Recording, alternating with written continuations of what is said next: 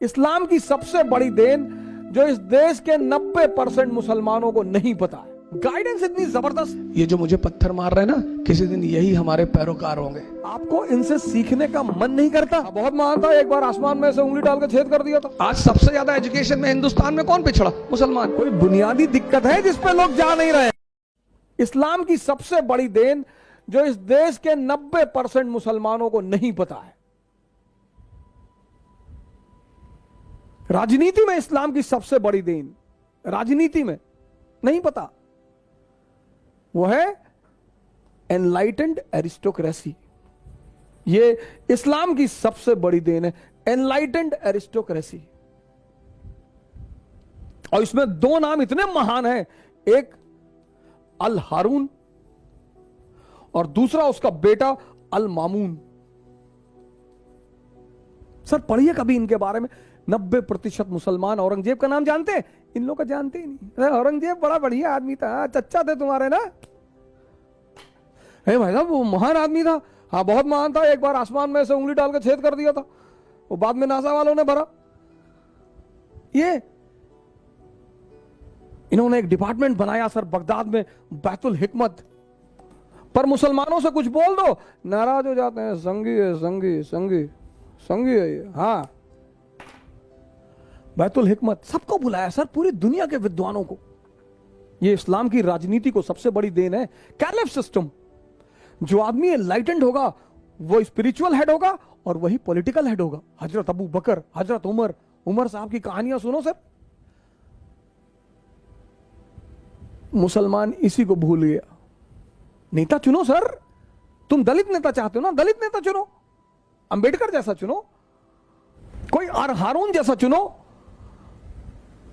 पढ़ो इस आदमी का इतिहास। लिटरेचर में कंट्रीब्यूशन, साइंस में कंट्रीब्यूशन, डेवलपमेंट में कंट्रीब्यूशन, पॉवर्टी में कंट्रीब्यूशन। नहीं नहीं, वो आरएसएस वाले जो है मुसलमानों के पीछे 2014 में आए, 2014 में आए। उससे पहले की कंडीशन देख लो, सच्चर कमेटी की रिपोर्ट। अरे नहीं, वो आप नहीं समझ पाएंगे। और 1870 में एक किताब आई हिंदुस्तान में, द इंडियन मुसलमान, बड़ी इंपॉर्टेंट किताब, द इंडियन मुसलमान। और इस किताब जो है, इस किताब ने कहा कि 80% मुसलमान इस देश में पिछड़े हुए हैं, गरीब हैं। 80%। 1870 में तब तो आरएसएस नहीं थी, तब तो मोदी नहीं था, तब तो बीजेपी नहीं थी। 1206 से लेकर 1707 भारत में राजा कौन है? मुसलमान। इल्तुतमिश, बलबन, अलाउद्दीन खिलजी, मोहम्मद बिन तुगलक, फिरोज शाह तुगलक, बाबर, हुमायूं, अकबर, जहांगीर, शाहजहां, औरंगजेब।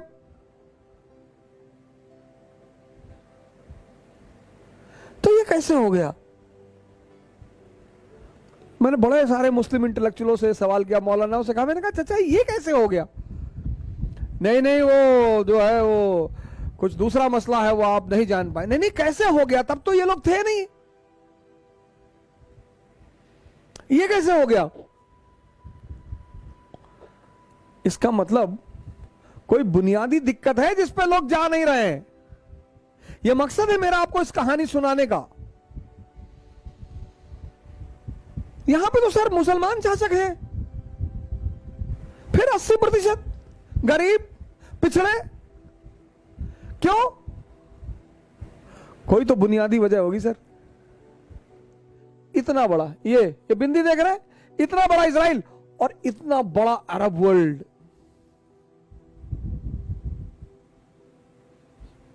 सर आपको शायद ही ये बिंदु दिखाई पड़ रहा हो। इतना बड़ा इजराइल और इतना अरब अरब वर्ल्ड। दुस्साहस देखिए इनका। आपको ये आकर्षित नहीं करता? आपको इनसे सीखने का मन नहीं करता? गाली देना किसी समस्या का समाधान नहीं है। हमारे बड़े सारे मुस्लिम भाई हैं, उनको मैं देखता हूं किसी को तुरंत गाली देने लगते हैं। तारिक फतेह चोर है। अच्छा, क्यों? वो आर्रॉ का एजेंट है। अच्छा, हिंदुस्तानियों का एजेंट है, तो क्यों नहीं बहस करते उससे जाकर? करो, उसको साबित करो कि तुम गलत हो, उसको बुलाओ किसी मजलिस में, उसके तर्कों को काटो।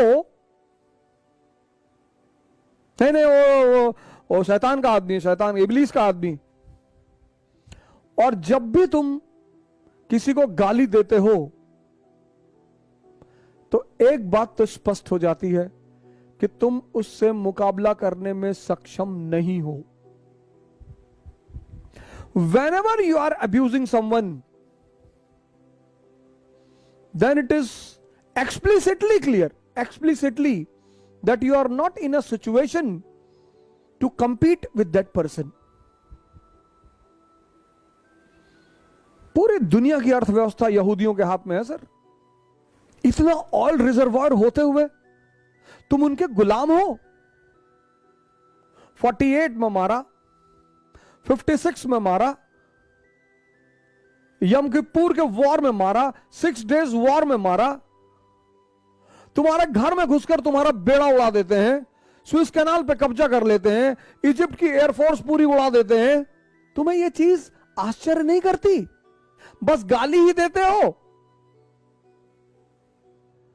कि इस्लाम की सबसे बड़ी राजनीतिक देन है एनलाइटेंड एरिस्टोक्रेसी।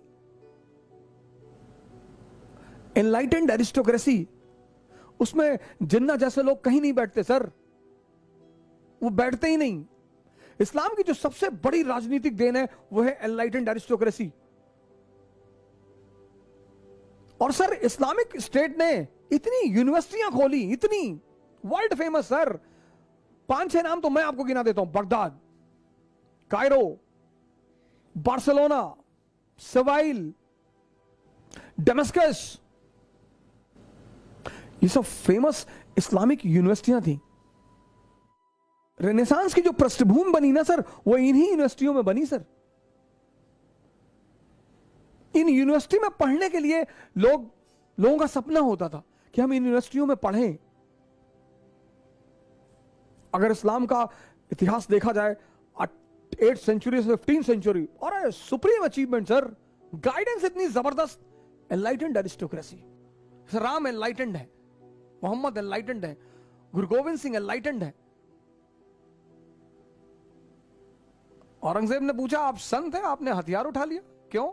और ये आप दाढ़ी और बाल क्यों रखते हैं बड़े बड़े सन्यासियों की तरह? बोले, हम सेंट वॉरियर्स हैं, हम धर्म के लिए लड़ते हैं। धर्म मतलब सिखिज्म नहीं, धर्म मतलब मानवता।